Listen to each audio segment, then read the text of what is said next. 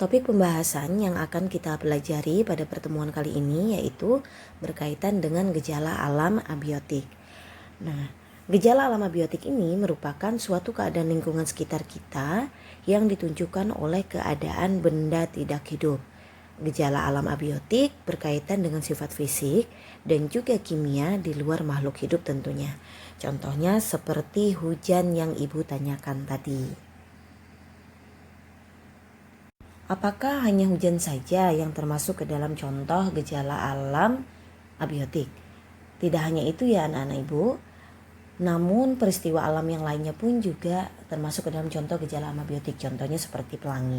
Nah, selain peristiwa alam, bencana alam pun juga termasuk ke dalam contoh gejala alam abiotik.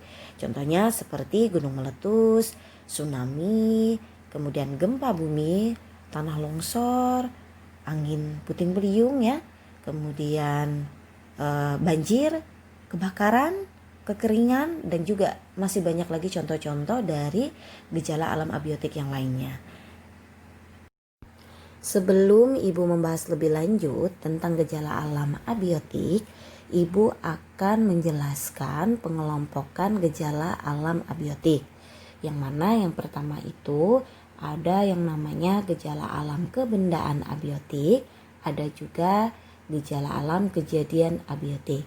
Nah, gejala alam kebendaan abiotik mencakup keadaan ataupun ciri-ciri khusus yang dipunyai oleh makhluk tak hidup atau benda mati.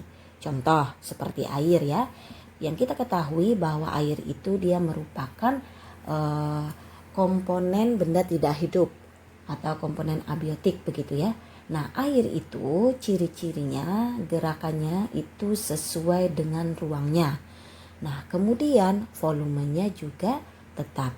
Kemudian ada juga cahaya. Cahaya itu sifatnya mampu menembus. Kemudian menembus apa saja kira-kira? Menembus air dan juga udara begitu. Kemudian ada juga contoh dari gejala alam kebendaan abiotik. Seperti jenis tanah kayak gitu ya. Jadi tanah humus itu kebanyakan berwarna hitam. Ciri-cirinya sudah itu ya. Kemudian tanah pasir memiliki tekstur yang kasar. Api mengeluarkan cahaya berwarna kuning. Pokoknya semua gejala alam kebendaan abiotik itu berkaitan dengan ciri-ciri ataupun sifat ataupun karakteristik yang dimiliki oleh benda tidak hidup.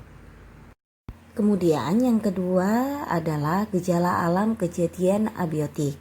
Yang mana gejala alam kejadian abiotik ini merupakan peristiwa yang terjadi pada benda tidak hidup.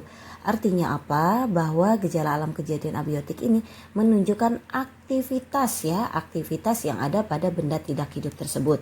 Contoh, jika kamu melihat air mengalir, biasanya itu dari hulu hingga ke hilir, atau dari pegunungan sampai ke muara, atau dari dataran tinggi ke dataran rendah.